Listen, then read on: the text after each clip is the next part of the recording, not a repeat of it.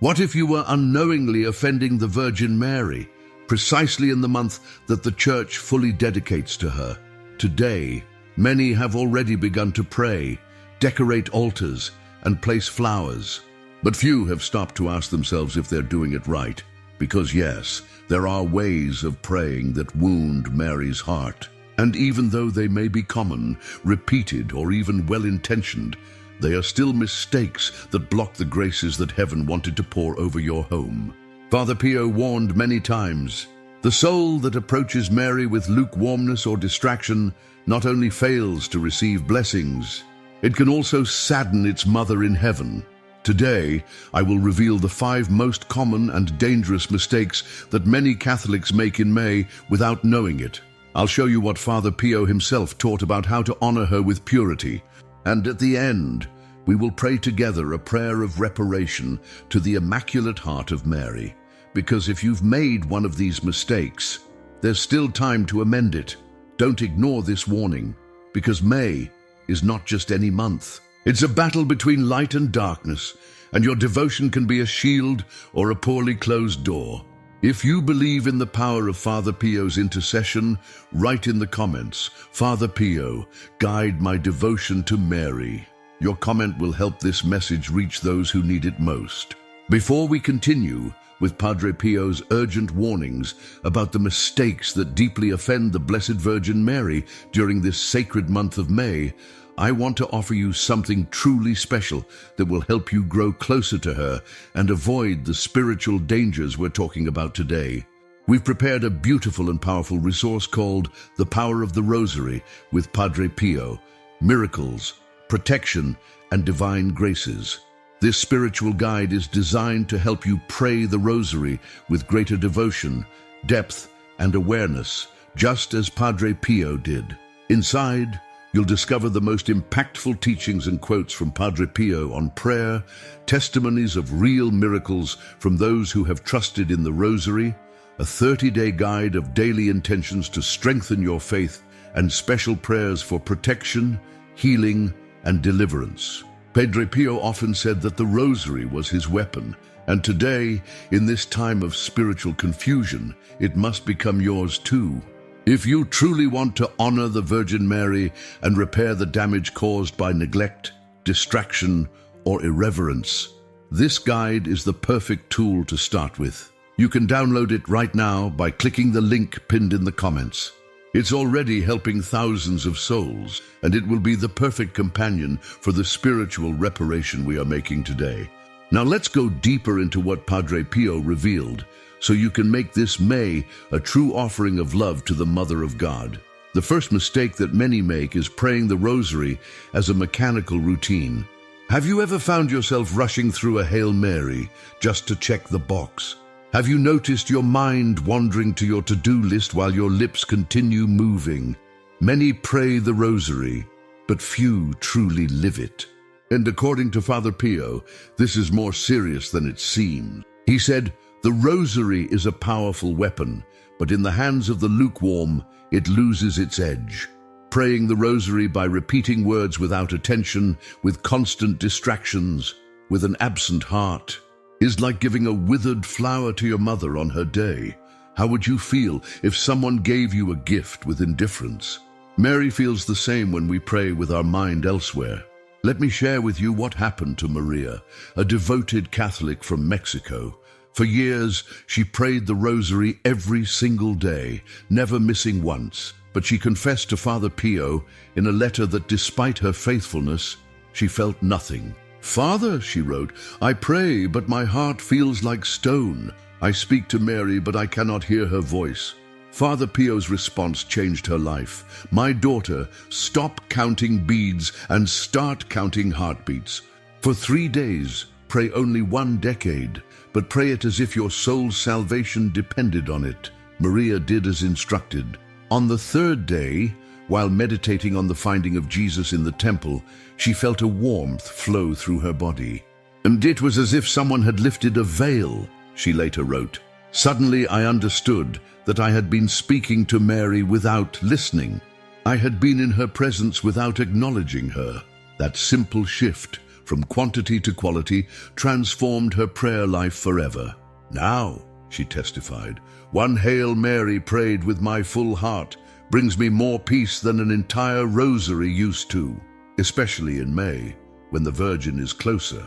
When she listens with more tenderness, the rosary should be a declaration of love, not a heavy obligation.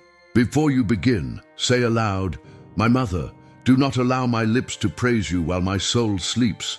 Awaken me with your love. Make each Hail Mary as if it were the first and the last. Look at the mystery you're contemplating. Feel its message. Let your voice carry your heart's emotion. Remember that the rosary is a meditation on the life of Jesus through Mary's eyes. When you announce each mystery, pause for a moment. Close your eyes. Imagine the scene.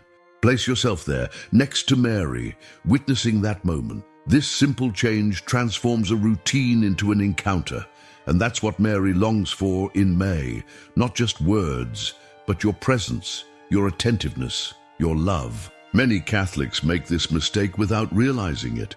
They race through the prayers to finish quickly. They pray while watching television or doing other things. The distraction becomes constant, and the prayer loses its power. Father Pio warned that a distracted rosary is like a phone call where you've dialed the number but aren't speaking into the receiver. The connection exists, but no message is transmitted. This May, make a decision. Better 1 decade prayed with full heart than 15 decades rushed through. Start slowly. Focus on the words. Feel their meaning. And you'll see how the rosary transforms from a task into a joy, from an obligation into a moment of intimate connection with the Mother of Heaven.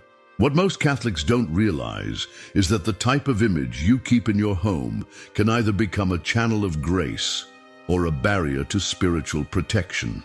This is the second critical mistake Father Pio warned about. In many homes, there are beautiful images of Mary, prints, paintings, statues.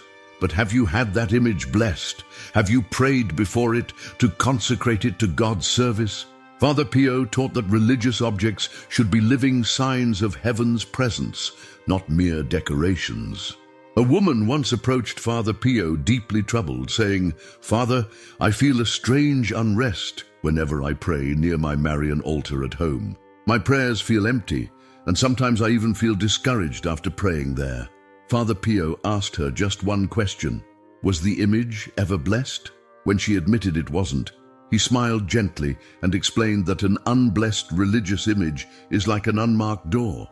It shows the way, but doesn't necessarily open to the right place. An image without a blessing can be empty, or worse, contaminated by negative energies if it was handled with bad intentions. He said, "The devil does not fear an image, but the power that consecration gives it, especially in May, when Mary's image is placed on family altars. Leaving it without a blessing is like inviting someone important to your home and not welcoming them. Take the image to a priest and ask for a blessing. If you cannot, pray yourself with devotion. Mother of Heaven, I receive you in my home with respect and love. May this image be a channel of light and peace. Amen." Place it in a dignified place, with flowers, a candle, and above all, with reverence. Think of the image not as an object, but as a window through which the grace of heaven can enter your home. When an image is blessed, it becomes a point of connection, a sacred threshold. That's why Father Pio was so insistent on this point. He knew that a blessed image becomes a spiritual protection, a constant reminder of Mary's presence. Many believe it's enough to buy a beautiful statue or print. They place it in their home and think nothing more of it. But the blessing gives it purpose, transforms it from artwork into sacramental. Without this consecration, the image remains in the realm of the merely decorative, unable to fulfill its true spiritual role. If you've never blessed your images of Mary, don't worry. Today is the perfect day to do it. Create a small ceremony, light a candle, say the prayer I shared, sprinkle some holy water if you have it, and you'll feel the difference. A new presence, a new peace in your home that wasn't there before. This May, don't just display Mary. Welcome her through proper blessing. Few Catholics know this, but one forgotten day can spiritually shape your entire month. This brings us to the third mistake that Father Pio warned about so emphatically. Did you know that according to many saints, the first day of May is a unique opportunity to consecrate oneself to the Virgin? St. John Paul II did it, St. Teresa too, and Father Pio recommended beginning May with a special act of surrender to Mary. The mistake of many Catholics is to live May as a continuation of April, as if nothing were beginning, as if Mary weren't waiting for a special gesture of welcome. Father Pio warned, "He who does not consecrate his month to Mary walks without guidance." Consecrating the month to Mary is like handing her the keys to your home for 31 days. It's saying, "Mother, everything that happens in my life this month, every joy, every tear, every decision, I place in your hands." It's an act of trust that creates a spiritual atmosphere where Mary can work more freely in your life, guiding your choices and bringing you closer to her Son. If you did nothing on the first, don't blame yourself, but do it today, because you're still in the early days and heaven is still waiting for you. Pray this consecration prayer.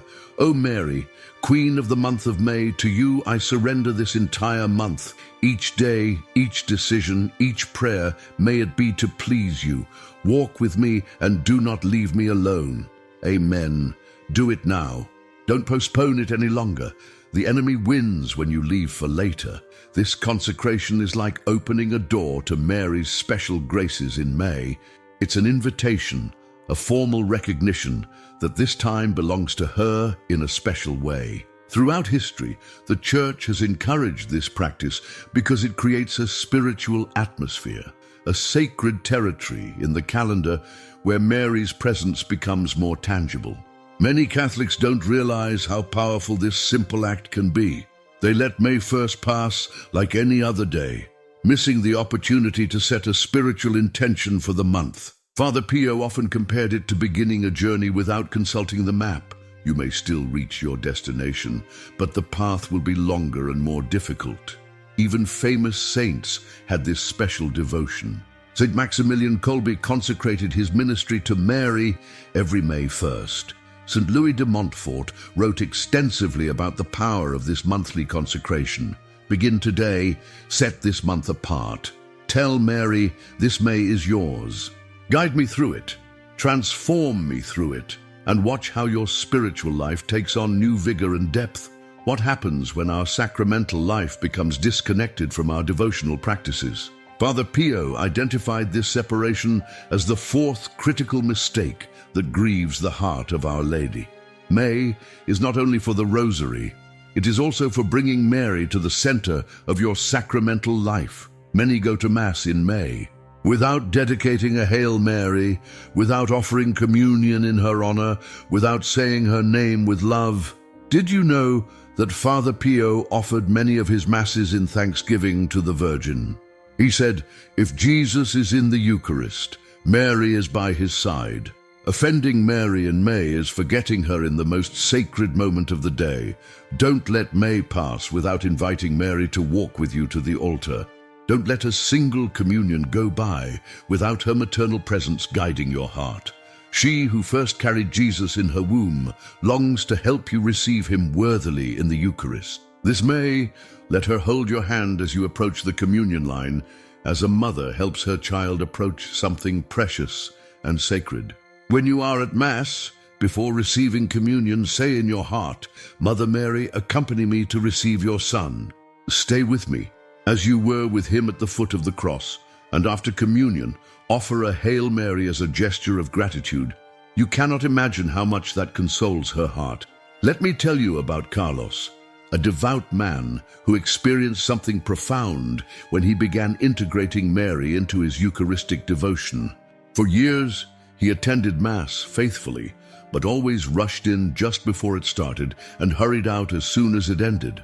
I was doing my duty, he explained, but something was missing. After hearing about Padre Pio's teaching on Mary's presence at the Eucharist, Carlos decided to make a simple change. He arrived 15 minutes early and spent that time in quiet prayer with Mary, asking her to prepare his heart to receive her son. After communion, instead of immediately sitting down, he would pray, "Mother Mary, help me thank your son properly for this gift." Within weeks, people noticed a change in him. "My family said I seemed more peaceful, more patient," Carlos shared. But the real miracle was internal. The Mass was no longer an obligation. It became a meeting with two people I loved deeply, Jesus and his mother. The most remarkable moment came during a particularly difficult period in his life. After receiving communion with Mary in his heart, he felt what he described as a maternal presence surrounding him.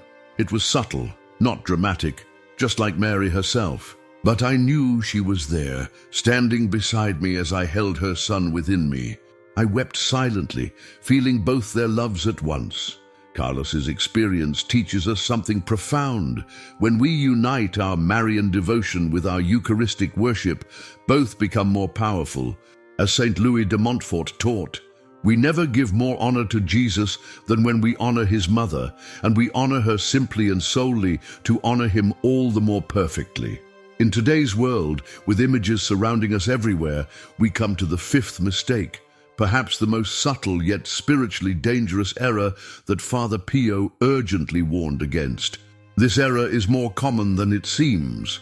Many people unknowingly buy or accept images of Mary that are not approved, that contain occult symbols, or that are misrepresented. Images with exaggeratedly large eyes, with vestments that imitate elements of other religions, with deformed faces or disturbing expressions. A disturbing case reached Father Pio in his later years, the story of a family experiencing unexplainable disturbances in their home. The mother, Sophia, wrote to him describing strange noises at night, family conflicts that erupted without reason, and a sense of heaviness that visitors immediately noticed. "We are a prayerful family," she insisted. "We attend Mass, pray the Rosary, and have several religious images at home." Father Pio, with his gift of spiritual insight, asked her to send photographs of her home altar. When he saw them, he immediately identified the problem. Among her collection was an unusual image of Mary with exaggerated features and symbols borrowed from pagan traditions. Though beautifully crafted, it was spiritually compromised. "And this image must be removed immediately," Father Pio instructed. "It is not Mary, but a counterfeit designed to create spiritual confusion." Sophia was shocked. The statue had been a gift from a friend who had purchased it from what seemed like a legitimate religious goods store. After removing and properly disposing of the image, by burying it with prayers, the family noticed an immediate change. The atmosphere lifted, Sophia reported, and it was as if a window had been opened in a stuffy room. This experience taught her the importance of discernment with sacred images. Not everything that appears holy actually is. Father Pio was categorical. The image of Mary should inspire purity, peace, and recollection, not confusion. Having an erroneous image not only dishonors her figure, it can also open spiritual breaches. Here are 3 practical ways to identify if your Marian image is authentic and appropriate. Peace test. Stand before the image and ask yourself honestly, does looking at this image bring peace to my heart? Authentic images of Mary should evoke serenity, not disturbance or fascination. Tradition. Check. Does the image align with traditional Catholic representations of Mary? Look for the blue mantle, symbolizing heavenly royalty, modest dress, and gentle maternal expression. Be cautious of highly stylized or abstract representations that obscure her maternal nature. Source verification. Can you trace where the image came from?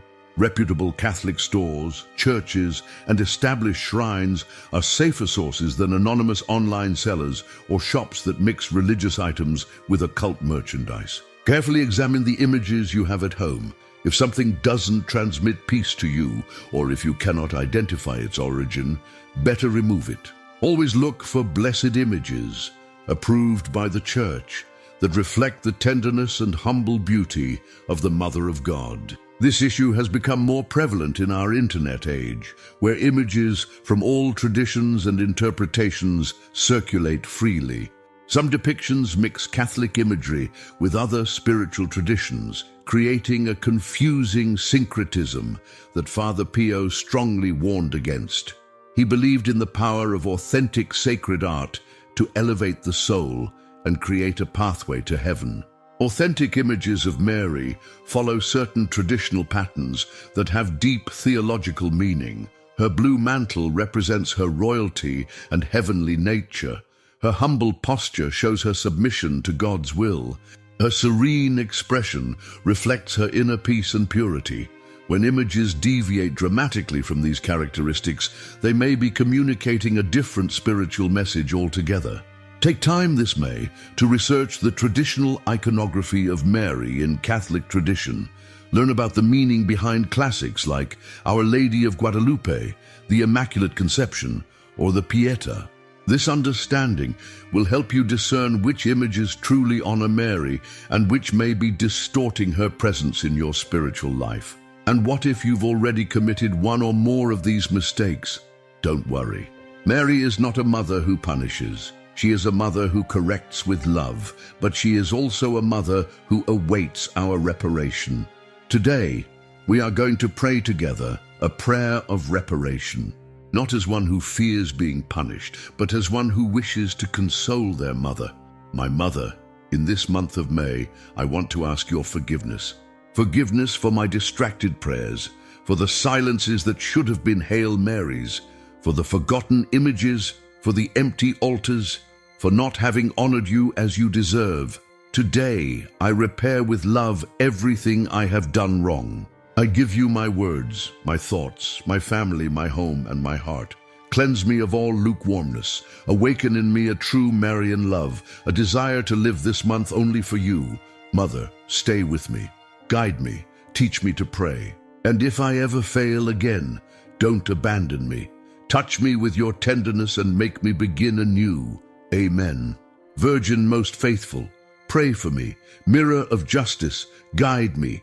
Queen of the Holy Rosary, stay by my side. Refuge of sinners, embrace me. Comforter of the afflicted, strengthen me. Help of Christians, support me. Queen of Heaven, lead me home. As Saint Maximilian Kolbe, that great Marian saint, once wrote, "Never be afraid of loving the Blessed Virgin too much. You can never love her more than Jesus did." And Pope John Paul II, whose motto was Totus Tuus, totally yours, reminded us, entrusting ourselves to Mary means accepting her help to offer ourselves and the whole of mankind to Christ. Write in the comments, Mother Mary, I want to honor you with my heart, and share this video with whom you know loves the Virgin, so that they don't make these mistakes. May this May not be just one more. May this May be the month where you correct, repair, and renew your devotion to Mary. And remember the words of Father Pio, whoever loves Mary in May will have her by their side in the final hour. May is a garden, and every act of devotion is a flower. Some offer roses with love, others scatter thorns without knowing. What will you plant this May?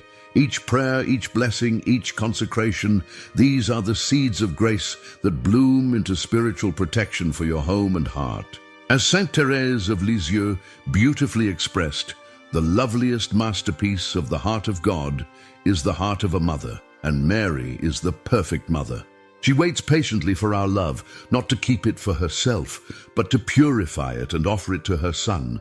St. Louis-Marie de Montfort wrote that, Mary is the echo of God. If you say Mary, she says God. When we honor her correctly, avoiding these 5 mistakes, we don't diminish our devotion to Christ. We enhance it. We follow the divine path that God Himself chose to come to us through Mary.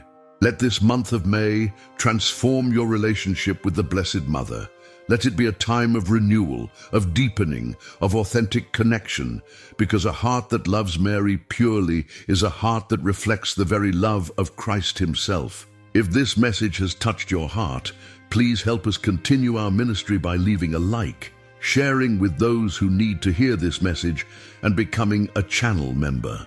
Your support allows us to create more content that strengthens faith and spreads the teachings of Father Pio and our beloved Virgin Mary. Together, we can bring light to more hearts in this spiritual battle. God bless you for your generosity and devotion. Ever been to a wedding where the bride walks down the aisle and everyone goes silent? That moment when time stops and something sacred fills the air? Well, that happens every single Mass when the priest raises the Eucharist. Except most of us are checking our phones or thinking about lunch. I get it. I've been there too. Standing in that pew, knowing something important is happening, but my brain is running through my to-do list while Jesus is literally right there waiting for me to notice him. If you've ever felt spiritually scattered during Mass, write in the comments, "Help me focus, Jesus," because honestly, we all need that help. Here's what I've learned from studying Padre Pio's approach to the Mass. Those few seconds when the host is raised aren't just ceremony. They're like a text message from heaven, and God is waiting for you to text him back.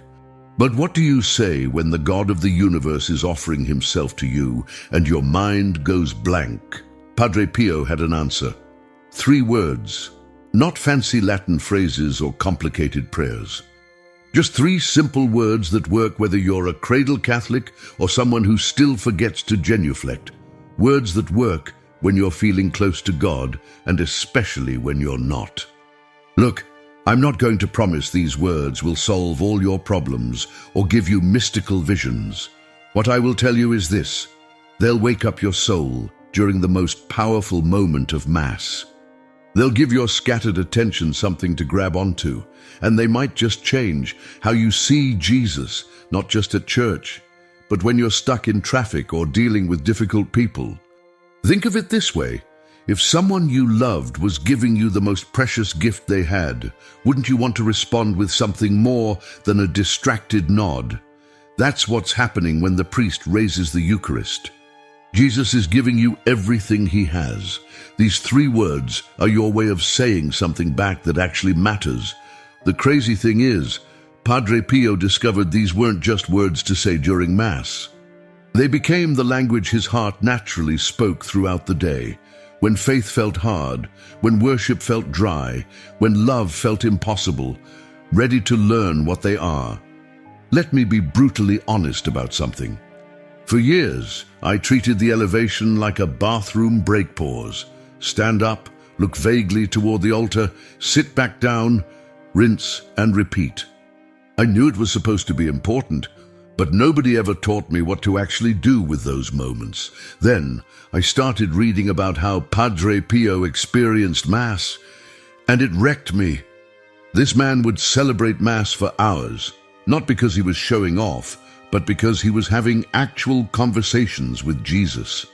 The elevation wasn't downtime for him, it was prime time. According to Catholic teaching, when the priest says the words of consecration, the bread and wine become the actual body and blood of Christ. Not symbolically. Actually, the same Jesus who walked on water, who healed the sick, who died on the cross and rose again is present on that altar. The elevation is the moment when the priest shows us this incredible reality. But here's where it gets real for me. I used to think, okay, Jesus is there, now what? It felt like being introduced to someone famous at a party and having no clue what to say. You know you should say something meaningful, but your brain just freezes. Padre Pio understood that Jesus doesn't need our words, but we need to give them, not for his benefit, but for ours. Because when we don't engage during those sacred moments, we miss out on graces that are literally being poured out like water. We stand there while heaven touches earth and we're thinking about what to make for dinner. I remember talking to my friend Jake about this. He's a good Catholic guy, goes to Mass every Sunday with his family, but he told me, I feel like a fraud during the elevation. Everyone else looks so holy, and I'm just standing there wondering if I remembered to turn off the coffee pot. Jake's honesty was refreshing, because I think most of us feel that way sometimes. The problem isn't that we're bad Catholics. The problem is that nobody taught us how to be present during the most important 60 seconds of Mass. We learned when to stand and sit and kneel, but not what to do with our hearts when Jesus shows up. That's where Padre Pio's wisdom becomes life-changing. He figured out that having specific words to anchor your attention makes all the difference. Instead of your mind wandering in 15 different directions, you have somewhere to go. Instead of feeling spiritually awkward, you have something meaningful to offer. But here's what I love about Padre Pio's approach. It's not about having perfect faith or intense religious feelings. It's about showing up honestly with whatever you've got that day. Some days your faith feels strong, other days it feels fragile. Some days you're excited to be at Mass, other days you're there because you know you should be. These 3 words work regardless of how you're feeling. They also work whether you're 8 years old or 80, whether you're dealing with a crisis or just ordinary life, whether this is your first Mass or your 1000th. That's the beauty of truth. It doesn't require you to be someone different than who you are right now. The goal isn't to become some kind of mystical prayer warrior overnight. The goal is simply to be awake during the moment when Jesus is most accessible, most present, most eager to connect with you.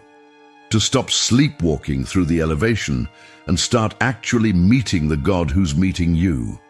So what are these 3 words that can transform those crucial seconds from spiritual autopilot into real encounter? The first word is, I believe. And before you roll your eyes thinking this is going to be some cheerleader version of faith, let me explain what I mean. When I say I believe during the elevation, I'm not pretending to have it all figured out. I'm not claiming to understand how bread becomes Jesus or why God chose such a simple way to be present with us. I'm saying, Jesus, my brain has questions, but my heart knows you're here. Faith isn't the absence of doubt. It's trusting God in the presence of doubt. When you say, I believe, while looking at the elevated host, you're making a choice that has nothing to do with how religious you feel in that moment and everything to do with who you're choosing to trust. My neighbor Lisa told me something that stuck with me. She's been struggling with her teenage daughter who's been making some really bad choices. And Lisa came to Mass one Sunday completely exhausted from fighting and worrying. When the priest raised the host, instead of feeling inspired, she felt angry. Where are you when I need you? Was her honest thought. But then she remembered to say, I believe, and she told me it came out more like, I believe you're here, even when I can't feel it. I believe you care about my daughter, even when it doesn't look like it. That's the kind of faith that moves mountains, not the faith that has all the answers, but the faith that keeps saying yes to Jesus even when life doesn't make sense. And I believe is also your way of saying, Jesus, I'm all in on this relationship. It's like when you're married and you promise to love your spouse in sickness and health, for better or worse. You're not promising to always feel romantic. You're promising to choose love regardless of circumstances. That's what I believe does during the elevation. It chooses Jesus regardless of how you feel. Here's something practical. When you say I believe, you're not just talking about the Eucharist. You're declaring faith in everything Jesus represents. His love for you personally, His power to work in your specific situation, His desire to be involved in your ordinary, messy, beautiful life. Sometimes I believe feels easy and natural. Other times it feels like lifting weights with your soul. Both are okay. Both are valuable.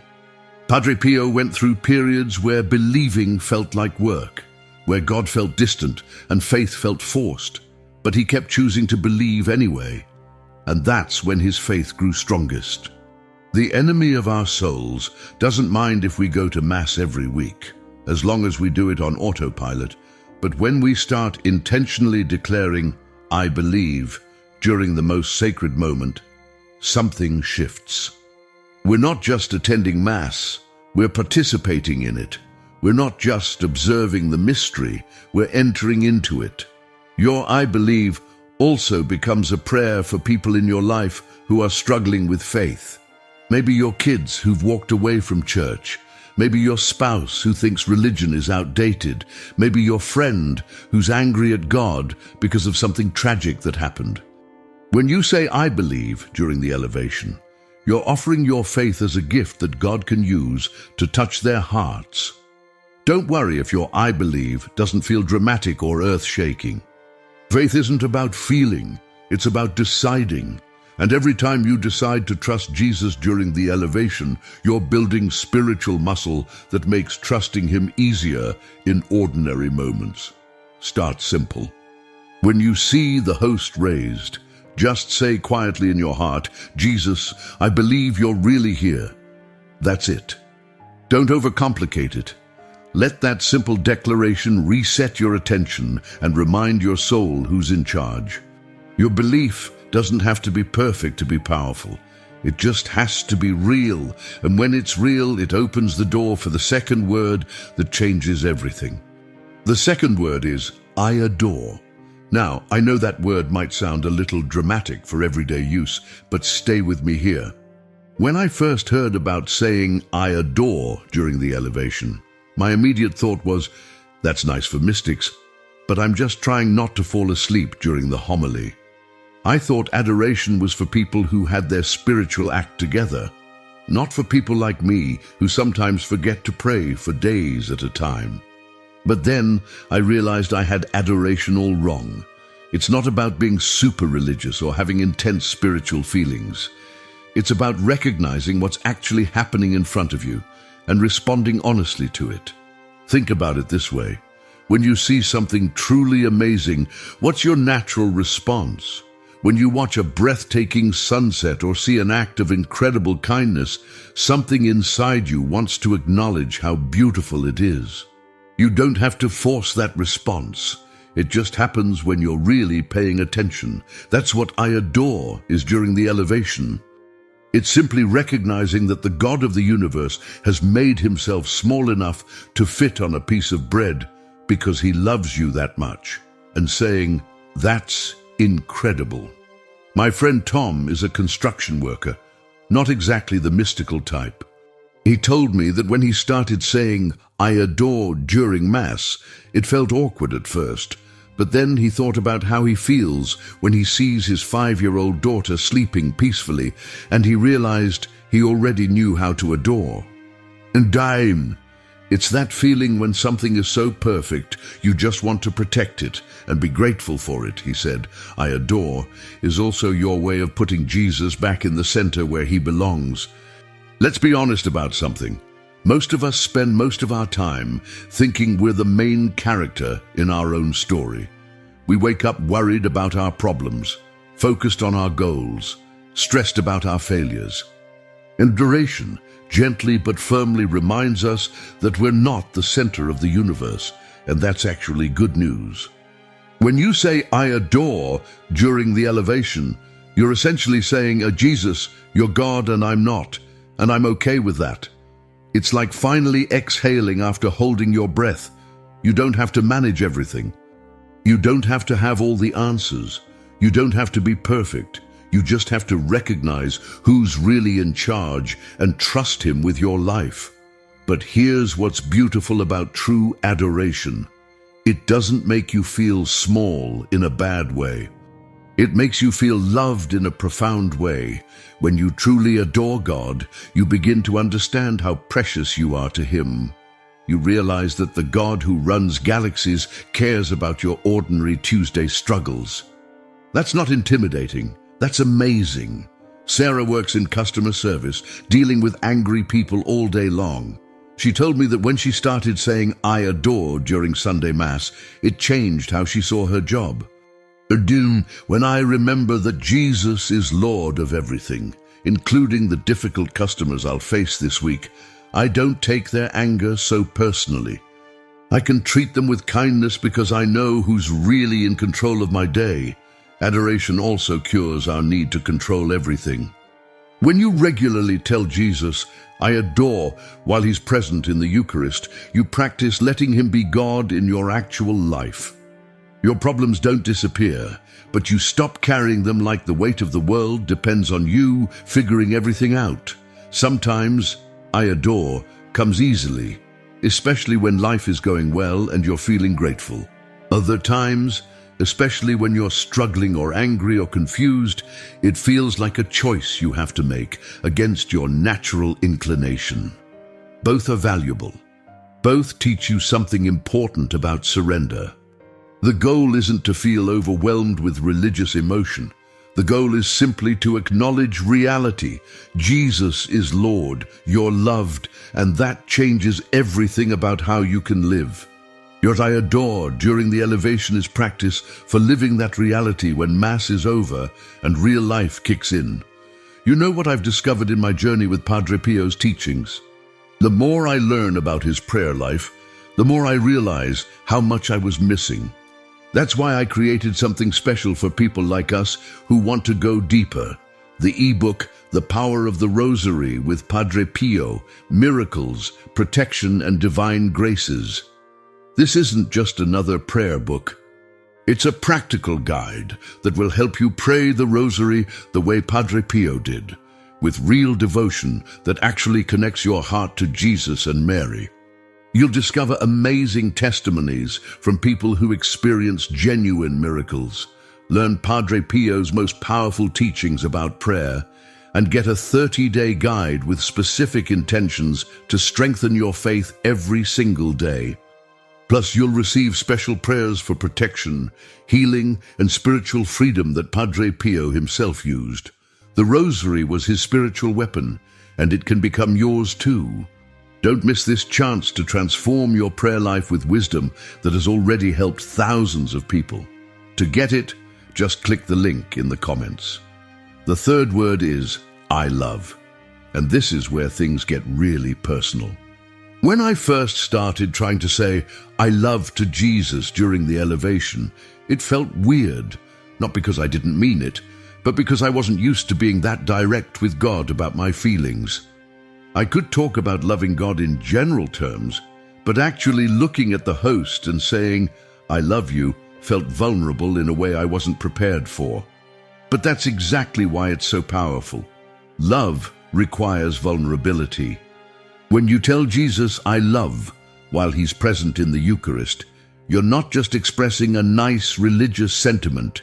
You're opening your heart completely to the God who opened his heart completely for you. Here's what I've learned about love. It's not primarily a feeling, though feelings can be part of it. Love is a decision to want what's best for someone else, even when it costs you something. When you say, I love during the elevation, you're deciding to want what Jesus wants, to care about what he cares about, to let his priorities become your priorities. My friend Rachel went through a really difficult divorce last year. She came to Mass angry and hurt, feeling like love was just a lie people tell themselves. When the priest raised the host, instead of saying anything spiritual, her honest thought was, I don't know how to love anymore. But then she remembered these 3 words, and she said, I love, came out like a cry for help. I love you, Jesus, even though I'm broken. Teach me how to love again. That's the kind of honesty that transforms everything. Not pretending to have spiritual feelings you don't have, but offering Jesus what's actually in your heart and trusting him to work with it. I love is also your way of responding to the incredible sacrifice happening before your eyes. Here's Jesus giving up his life for you, and he's asking for nothing in return except your heart. When you say, I love, during the elevation, you're saying, Jesus, you gave everything for me, and I want to give everything back to you. But let's be real about something. Sometimes love feels easy, and sometimes it feels impossible. There are days when you say, I love and mean it with every fiber of your being. There are other days when you say it through gritted teeth because you know you should, even though you're angry or hurt or confused. Both kinds of love matter to Jesus. Actually, the love that costs you something might matter more because it proves you're choosing him even when it's hard. Marcus is a dad with 3 teenagers, and he told me that saying, I love her during Mass changed how he parents. When I tell Jesus I love him while looking at the host, I remember that love isn't just warm feelings. It's staying patient when my kids are driving me crazy. It's setting boundaries because I want what's best for them, not just what makes them happy. Your I love during the elevation also becomes a commitment to love the people Jesus puts in your life. When you practice loving God during the most sacred moment of Mass, it becomes easier to love your difficult co-worker, your demanding neighbor, your challenging family members.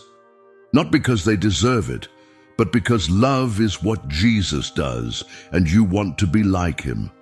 Sometimes people ask me, what if I don't feel love when I say it? My answer is, say it anyway. Love isn't about feeling, it's about choosing. Every time you choose to say, I love, to Jesus during the elevation, you're training your heart to choose love in ordinary moments too. Here's the beautiful thing about telling Jesus you love him. He already knows, but he loves hearing it anyway. Just like earthly relationships, love grows stronger when it's expressed. Your I love during the elevation feeds the relationship and makes you more aware of his love throughout your week. Don't overthink it. Don't wait until you feel worthy enough or holy enough. Just let your heart say what it wants to say to the God who loves you beyond measure. So here's how it all comes together. I believe. I adore. I love.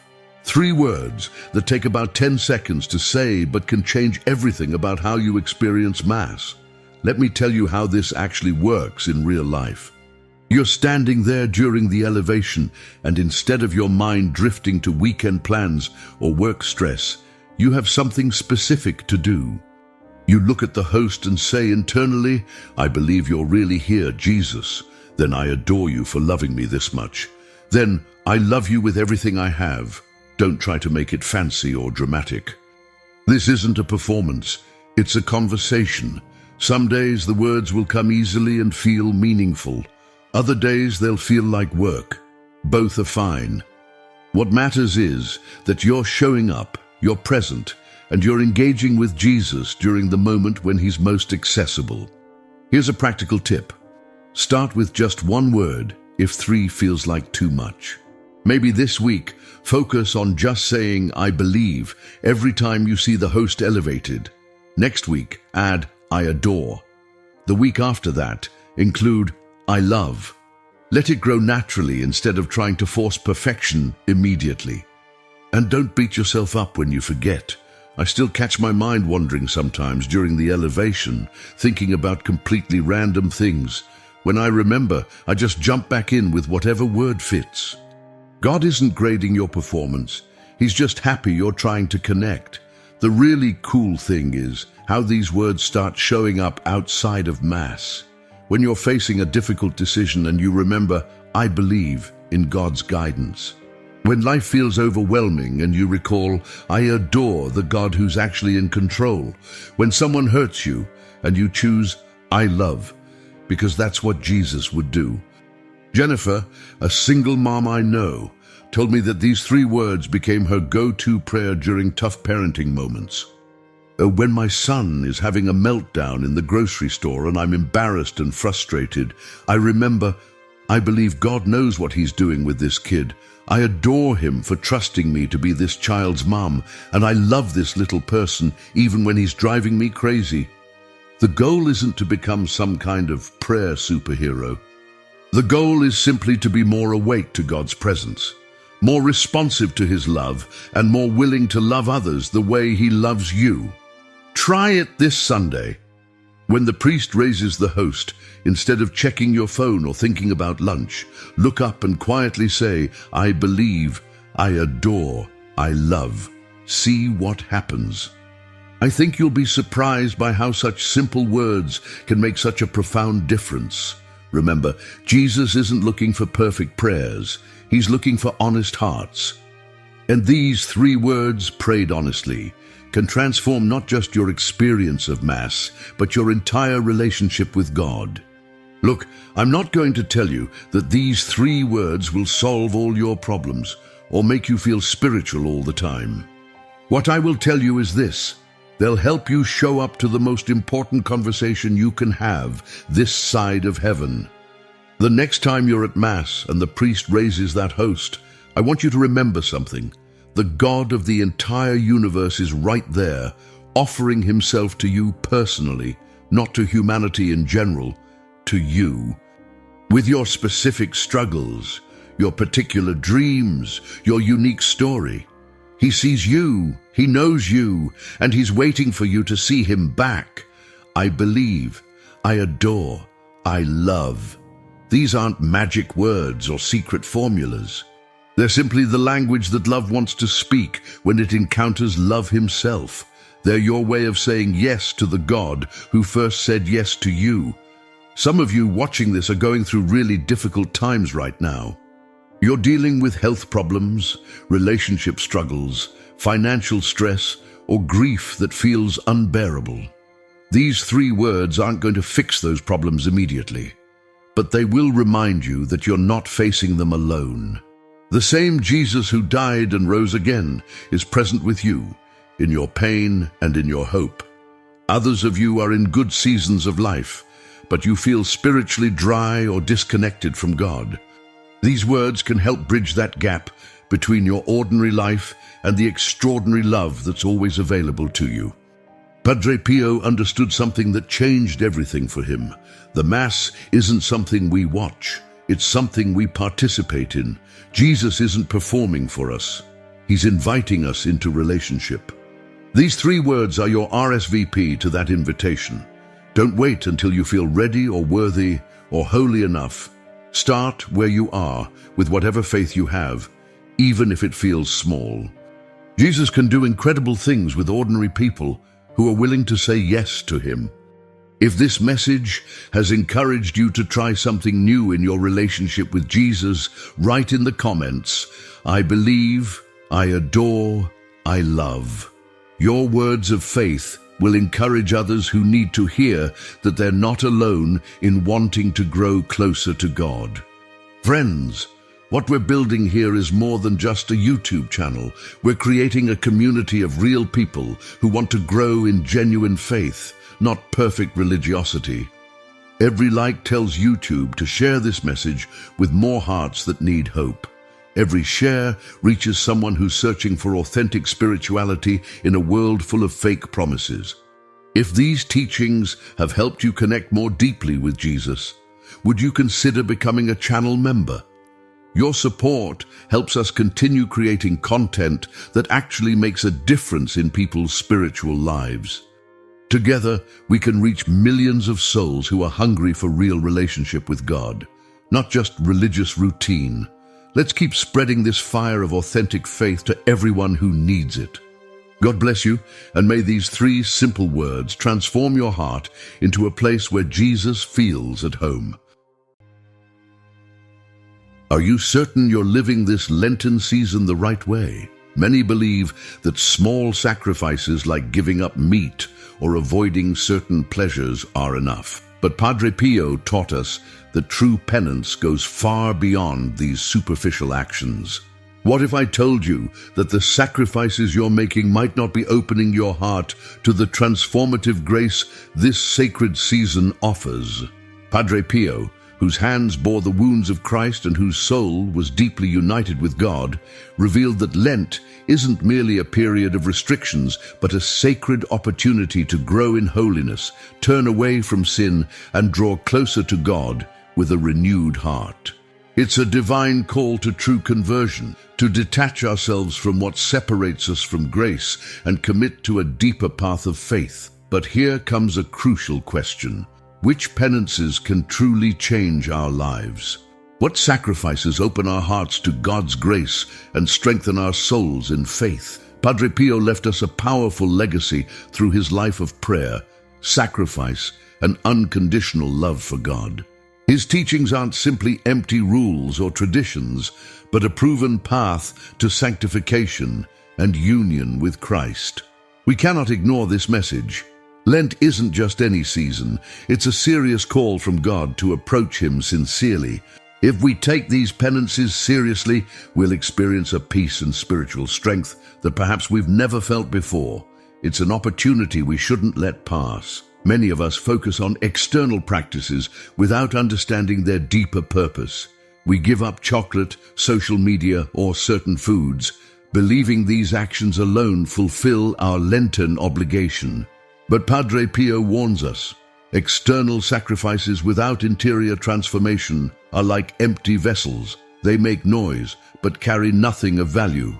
Today, I'll share with you the 7 most powerful penances according to Padre Pio.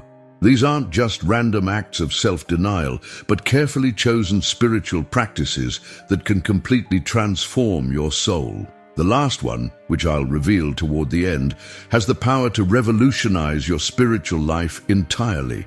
What makes these penances so special? They target not just our bodies, but our souls. They address not just our actions, but our intentions. They transform not just our habits, but our hearts. And most importantly, they bring us into a deeper communion with Christ's suffering and resurrection, the very essence of what we celebrate during this sacred season. If you truly desire to live this Lent with depth and meaning, write in the comments, Padre Pio, intercede for me this Lent. This simple act of faith opens your heart to receive the wisdom I'm about to share with you. Now prepare yourself for a journey of spiritual transformation as we explore Padre Pio's most powerful Lenten practices that have led countless souls to profound conversion and lasting peace with God. One of Padre Pio's most important teachings is that penance isn't merely an act of bodily mortification, but a conscious renunciation of sin, a constant surrender in prayer, and generous service to others. The true Lenten journey doesn't consist solely of abstaining from certain foods or making meaningless physical sacrifices. It's about a profound transformation of the heart, a genuine conversion that allows us to draw closer to God and reflect His love in our daily lives. Padre Pio lived Lent with extraordinary intensity. While we know him for his visible stigmata, the wounds of Christ that he carried for 50 years, few understand the depth of his interior suffering and sacrifice. He would spend entire nights in prayer, often sleeping just 2 or 3 hours. His fasting was rigorous, sometimes consuming only the Eucharist for days, yet he never spoke about these sacrifices or drew attention to them. For him, these were simply expressions of love for God and soul. But Padre Pio would be the first to tell us that such extreme practices aren't what God asks of most of us. What touched him deeply was seeing ordinary people making extraordinary spiritual progress through simple but authentic penances. He often said, God doesn't need our works, He needs our love. This profound statement reveals the true purpose of Lenten sacrifice, not to impress God with our ability to endure hardship, but to remove the obstacles that prevent us from loving Him completely. In our modern world, we've lost sight of what Lent truly means. The 40 days Jesus spent in the desert weren't simply about physical deprivation. They were a time of intense spiritual battle, prayer, and preparation for His public ministry. Similarly, our Lenten journey should be a time of spiritual combat where we confront our weaknesses, strengthen our prayer life, and prepare ourselves to live more authentically as Christians. Many of us approach Lent with a checklist mentality: give up sweets, attend Friday devotions, put some money in the poor box. While these practices have value, they can easily become mechanical routines that don't touch our hearts. Padre Pio challenges us to go deeper, to examine what truly separates us from God and others. The Church gives us this sacred season as a gift, 40 days, to break free from spiritual complacency and rekindle our first love for God. It's a time to clear away the spiritual clutter that accumulates in our hearts, just as we might clean our homes thoroughly after a long winter. This spiritual house cleaning isn't meant to be a burden, but a liberation, removing what weighs us down so we can rise with Christ at Easter. Padre Pio understood this profound truth. During Lent, he would see a remarkable increase in penitents coming to confession. Many would tell him they came because they felt an unexplainable urgency to reconcile with God. This is the time of mercy, he would say. Don't let it pass you by. He recognized that Lent creates a special opening in the human heart, a time when we're more receptive to God's transforming grace. And now, let's discover the first powerful penance that Padre Pio taught, a practice that goes beyond mere external observance to touch the very core of our spiritual lives. The first and most important penance Padre Pio emphasized is fasting from sin. As he often said, "What good is it to abstain from certain foods if we continue to feed our souls with gossip, resentment, envy, or indifference toward God?" This profound insight reveals a fundamental truth. External sacrifices have little value if our hearts remain unchanged. Fasting from sin means making a conscious effort to correct those attitudes and habits that distance us from holiness. Each of us has a predominant fault, a sin that repeatedly appears in our lives despite our best intentions. For some, it's impatience that flares up at the slightest inconvenience. For others, it's pride that makes us defensive when corrected. Still, others struggle with an uncharitable tongue that's quick to judge and slow to praise. Padre Pio advised his spiritual children to identify this predominant fault and focus their Lenten efforts on combating it. Don't try to fight all your sins at once, he would counsel. Instead, choose the one that causes the most damage in your relationship with God and others, and attack it with all your strength. How do we practice this fasting from sin? Padre Pio suggested concrete daily commitments. If your struggle is with impatience, pause and take a deep breath before responding to provocations.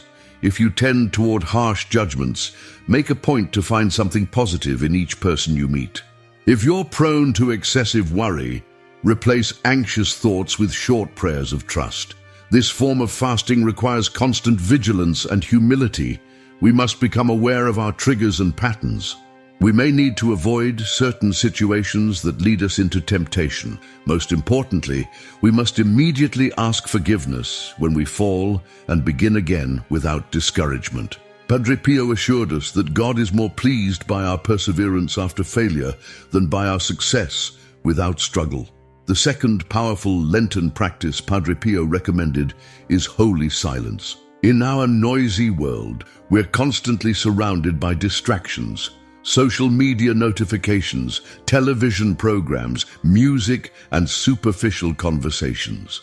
We find it difficult to be silent because noise gives us a false sense of companionship and prevents us from confronting our interior life. Padre Pio lived silence as a form of deep prayer, knowing that the noise of the world often prevents us from hearing God's voice.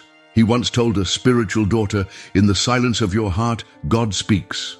But how can you hear him if your interior life is filled with noise? This holy silence isn't merely the absence of sound, but an attentive listening to God's presence. During Lent, we can practice holy silence by creating technology-free zones in our day.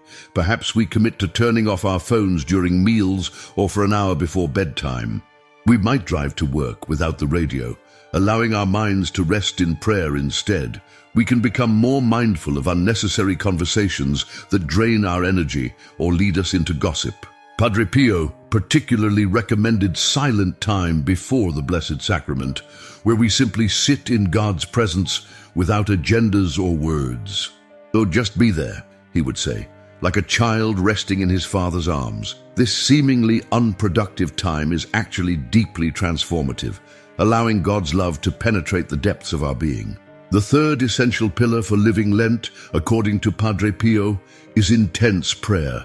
He insisted that it's not enough to pray. We must pray with our hearts, as if it were our last opportunity to speak with God. Many of us repeat prayers mechanically, without really thinking about what we're saying or to whom we're speaking. For Padre Pio, prayer wasn't a duty to fulfill, but a love affair with God. Witnesses report that his face would become transfigured during prayer, reflecting an intimate communion that transcended words.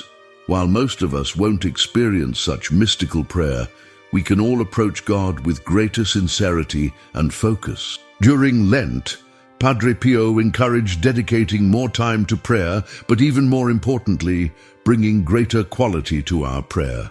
He recommended praying the rosary with devotion, meditating on Christ's passion, or spending time in Eucharistic adoration.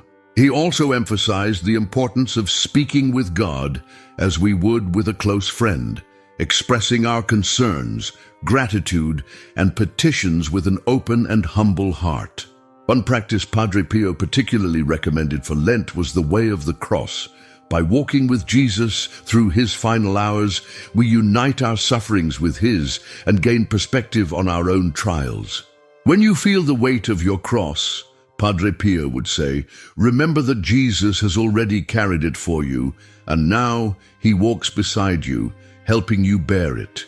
To understand the power of these first three penances, consider the testimony of Marco, a businessman who came to San Giovanni Rotondo in the 1960s. He described himself as Catholic in name only, attending Mass occasionally, but living a life focused entirely on material success.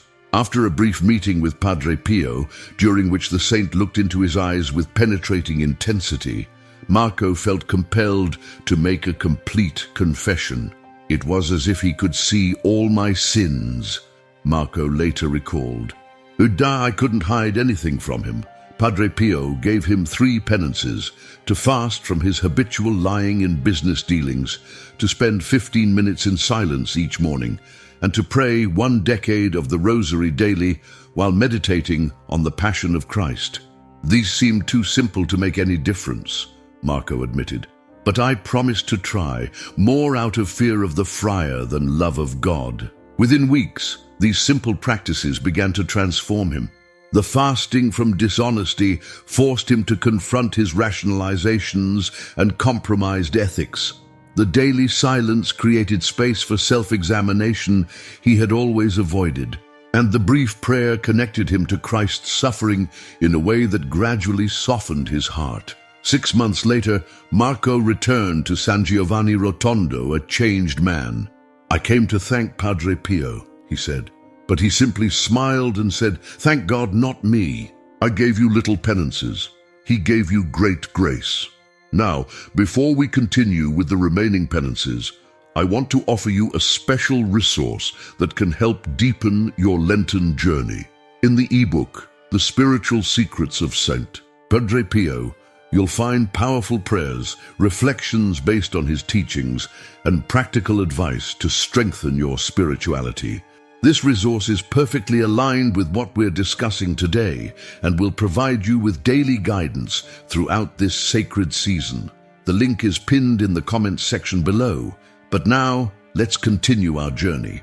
The penances we've discussed so far prepare the ground for even more transformative practices that Padre Pio revealed.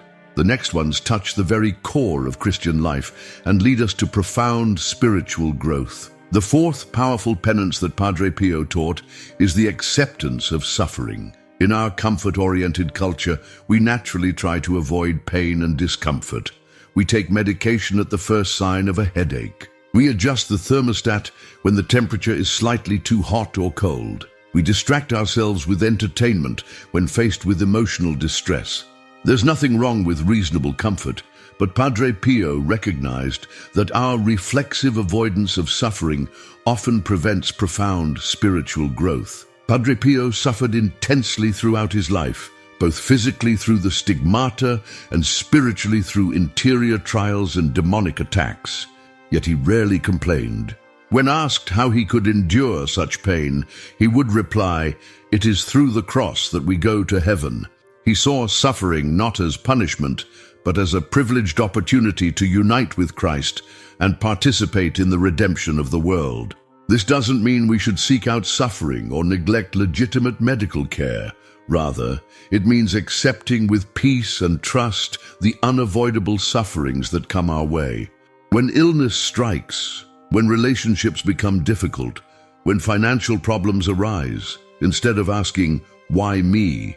we can say, "Lord, I offer this suffering for love of you and for the conversion of souls." Padre Pio taught that suffering accepted with love becomes redemptive. It no longer diminishes us, but expands our capacity for compassion and understanding. He would tell his spiritual children, "The cross will not crush you. If its weight makes you stagger, its power will also sustain you." During Lent, we can practice this penance by intentionally embracing small inconveniences without complaint. Perhaps we don't reach for the remote when we're slightly cold, or we wait patiently in a long line without checking our phones. More importantly, we can offer our significant sufferings, chronic pain, grief, anxiety, as prayers for those in greater need. Consider how a tree grows stronger when faced with wind and storms. The resistance causes its roots to grow deeper and its trunk to become more flexible yet resilient. Similarly, our souls develop deeper roots of faith and greater spiritual flexibility when we accept suffering as part of our growth rather than as an obstacle to our happiness. The fifth penance Padre Pio emphasized is bodily mortification, which doesn't refer only to fasting from food, but to renouncing unnecessary comforts and worldly pleasures that often distract us from what is essential. In Padre Pio's time, these might have included excessive food and drink or indulgent leisure. Today, they more commonly include social media addiction, binge-watching entertainment, consumerism, and various forms of digital escapism. The body is a good servant, but a terrible master, Padre Pio would say. Mortification helps us regain control over our physical appetites so they serve our spiritual goals rather than dominate them. These small renunciations, done with love for God, can strengthen our will and center our hearts on what truly matters. Padre Pio practiced extreme bodily mortification, including severe fasting and the use of disciplines, physical penances. However, he was careful not to recommend such intense practices to most people. Instead, he suggested proportionate sacrifices that challenge us without harming our health or preventing us from fulfilling our duties. For example, during Lent, we might commit to limiting screen time and using that time for prayer or service, eating more simply without eliminating necessary nutrition, taking shorter showers or using cooler water, rising 15 minutes earlier to begin the day with prayer walking or taking stairs instead of more convenient options. The key is to choose mortifications that address our particular attachments. If social media consumes your attention, limit it. If comfort foods are your escape, simplify your diet. If sleeping in is your indulgence, set the alarm earlier. The goal isn't suffering for its own sake, but freedom from what holds us back spiritually. Think of this practice like pruning a fruit tree. A skilled gardener cuts away certain branches, not to harm the tree, but to direct its energy toward producing better fruit. Similarly, through thoughtful mortification, we redirect our energy from less important activities towards spiritual growth and service to others. Imagine walking through an orchard in late winter. You see two trees side by side. One appears untouched, with branches growing in every direction, some crossing over others, creating a tangled mass of wood. The other has been carefully pruned, with selected branches removed and others trimmed back.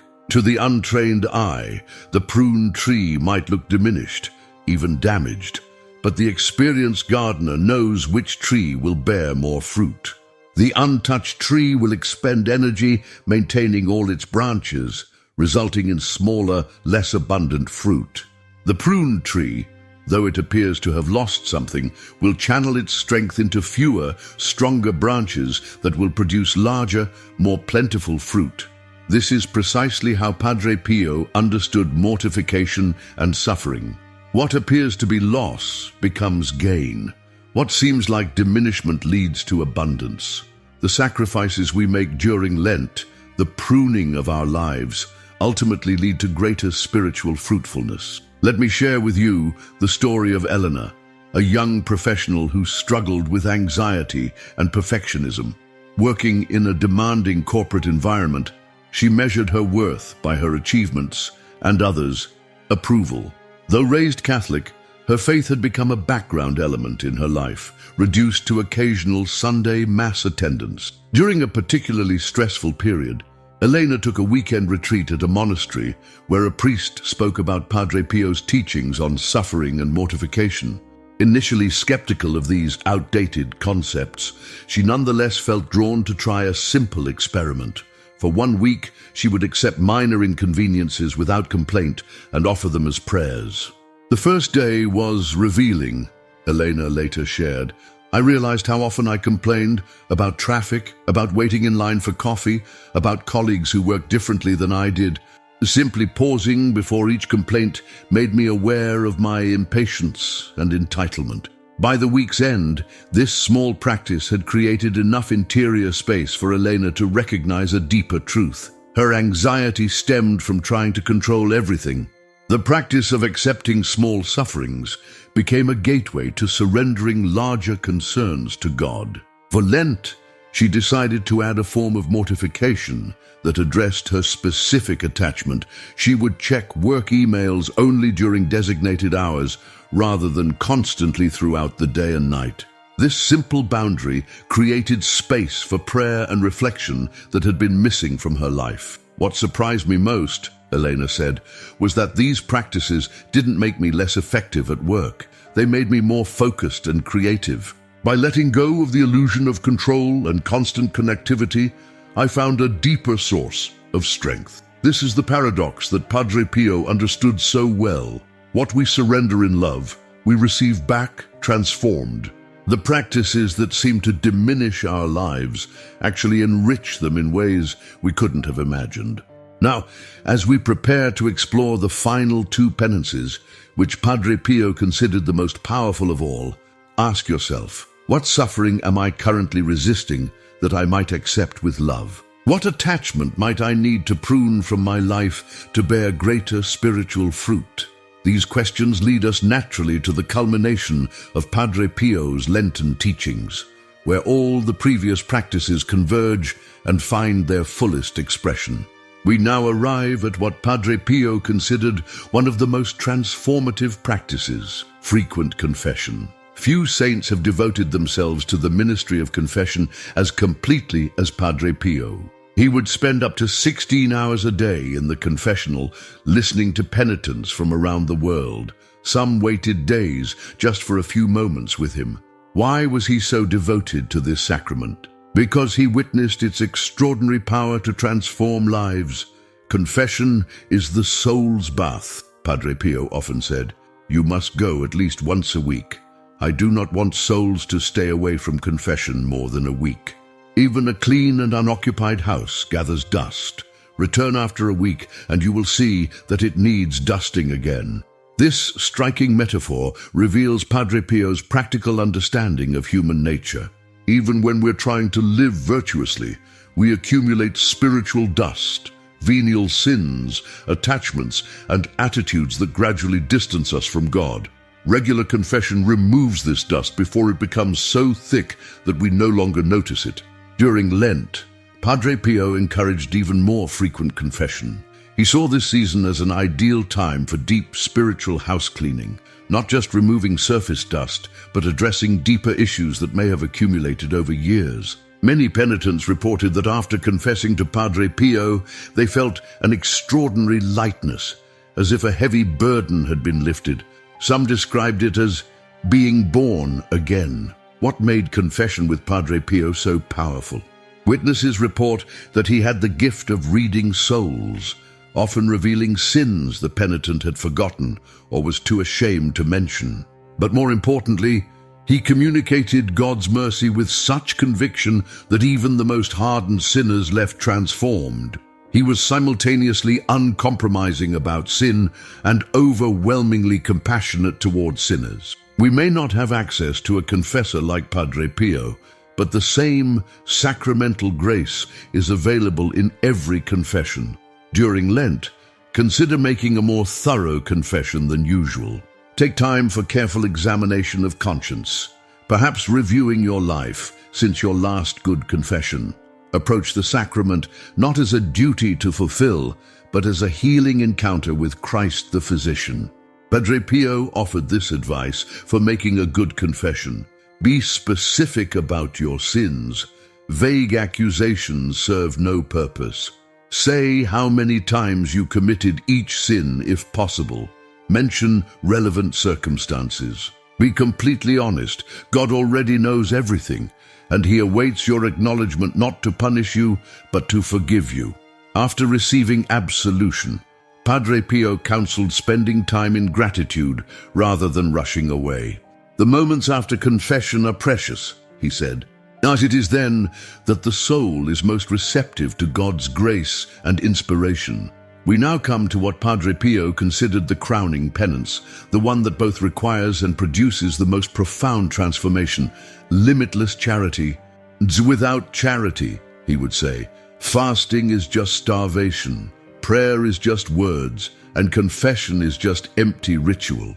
In Padre Pio's understanding, charity means far more than giving money to the poor, though that can be part of it. True charity is nothing less than seeing and treating others as Christ would, with patience, kindness, forgiveness, and genuine concern for their welfare. It means loving the difficult person at work, the neighbor whose political views offend you, the family member who has hurt you repeatedly. Padre Pio demonstrated extraordinary charity throughout his life. Despite his own physical suffering, he founded a modern hospital for the poor. Despite his exhausting schedule, he took time to respond personally to thousands of letters seeking spiritual guidance. Most remarkably, he showed the same attention and love to each person who came to him, whether they were wealthy benefactors or simple peasants. During Lent, Padre Pio encouraged his spiritual children to practice what he called heroic charity, going beyond what feels comfortable or reasonable. This might mean volunteering with the most marginalized in your community. It might mean reconciling with someone who has deeply hurt you. It might mean giving more generously than you think you can afford to those in need. The paradox of charity, which Padre Pio understood perfectly, is that it appears to diminish us but actually enlarges us. When we give our time, attention, forgiveness, or resources beyond what seems reasonable, we don't end up with less. We become more fully human, more aligned with our true purpose, more filled with authentic joy. Consider charity as the ultimate form of fasting. We fast from selfishness, from the illusion that we are separate from others, from the fear that there isn't enough love to go around. And in this fasting, we find ourselves more satisfied than any worldly indulgence could make us. These 7 penances that Padre Pio taught, fasting from sin, holy silence, intense prayer, acceptance of suffering, mortification of the body, frequent confession, and limitless charity, are not isolated practices, but an integrated path of transformation. Each reinforces and deepens the others. Fasting from sin creates the interior space that holy silence requires. Silence enables the focused attention that makes prayer genuine. Prayer provides the strength to accept suffering without bitterness. Accepting suffering makes bodily mortification meaningful rather than masochistic. Mortification prepares the heart for honest confession, and confession releases the grace that empowers true charity. Together, these practices create a powerful current of transformation, moving us from self-centered comfort-seeking to Christ-centered love. They gradually strip away layers of egoism, attachment, and spiritual blindness, revealing our true identity as beloved children of God, called to love as He loves. Let me share with you the story of Robert, a successful attorney whose life was transformed through these Lenten practices. Robert described himself as culturally Catholic, but admitted that his faith had little impact on his daily life or decisions. His primary values were professional success, financial security, and maintaining a comfortable lifestyle. A series of personal crises, health problems, family conflicts, and professional setbacks left him feeling empty despite his outward success. "I had achieved everything I thought would make me happy," he recalled, "but I felt more anxious and dissatisfied than ever." Through a friend's invitation, Robert attended a retreat focused on Padre Pio's spiritual teachings. Initially skeptical, he nonetheless decided to try incorporating some of these practices during Lent.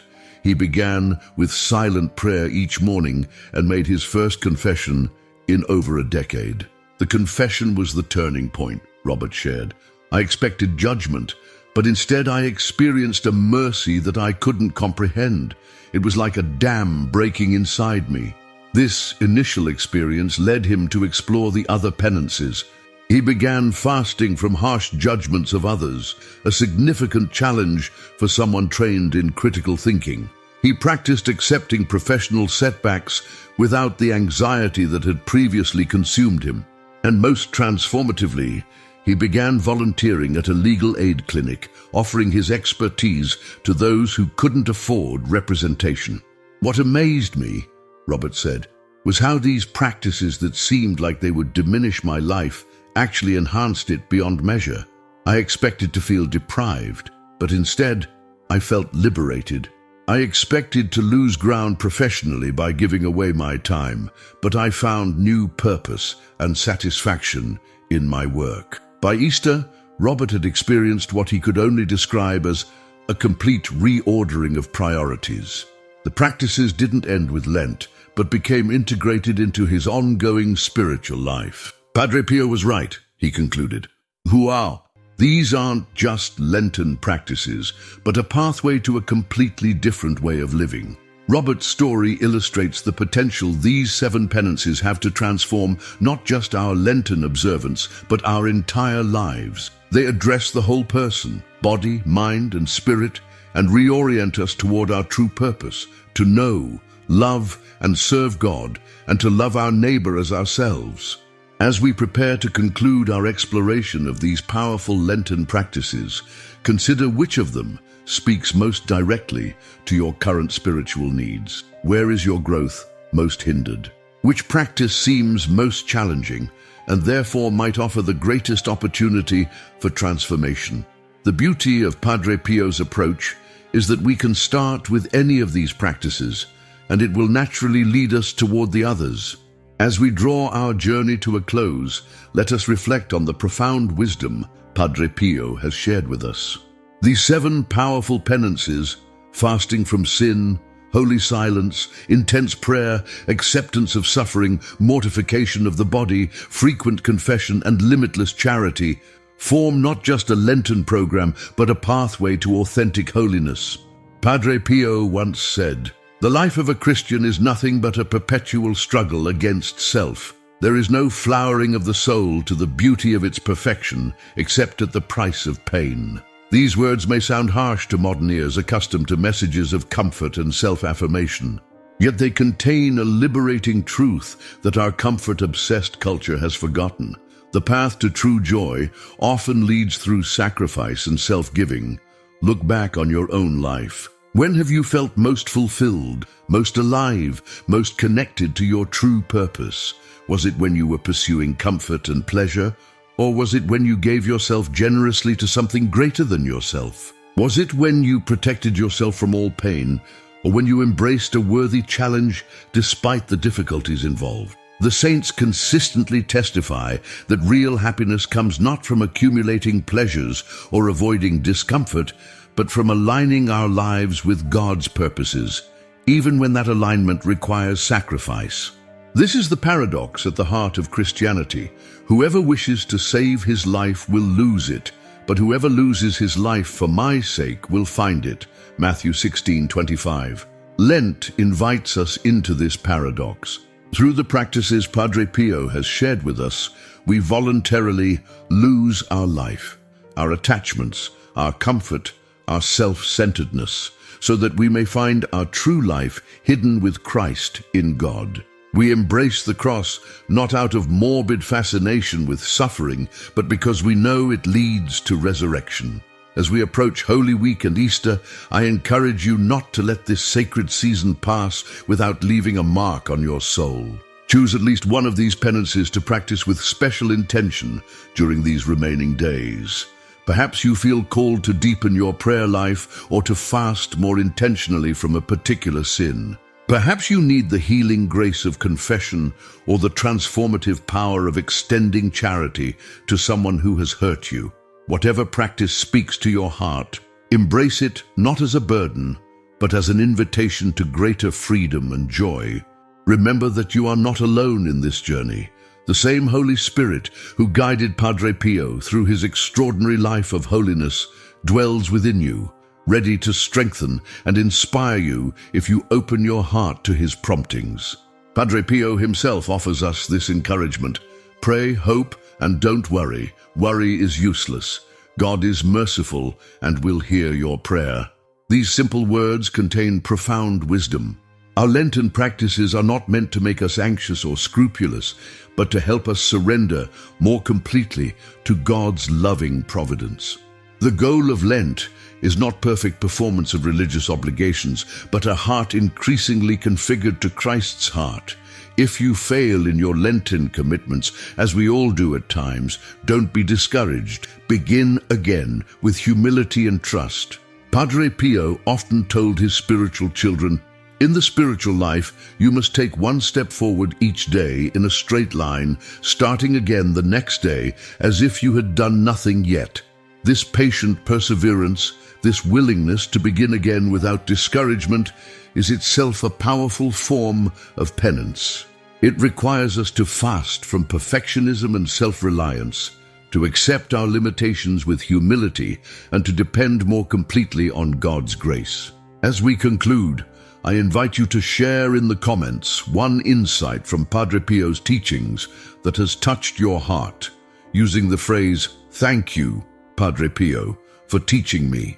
Your testimony may be exactly what another viewer needs to hear to take their next step in faith. Remember that the practices we've discussed aren't meant to end with Easter. They form the foundation of an authentic Christian life throughout the year. The intensity may vary with the liturgical seasons, but the essential elements remain the same. Turning from sin, listening to God in silence, communicating with Him in prayer, accepting suffering with love, practicing self-discipline, receiving His mercy in confession, and extending His love through charity.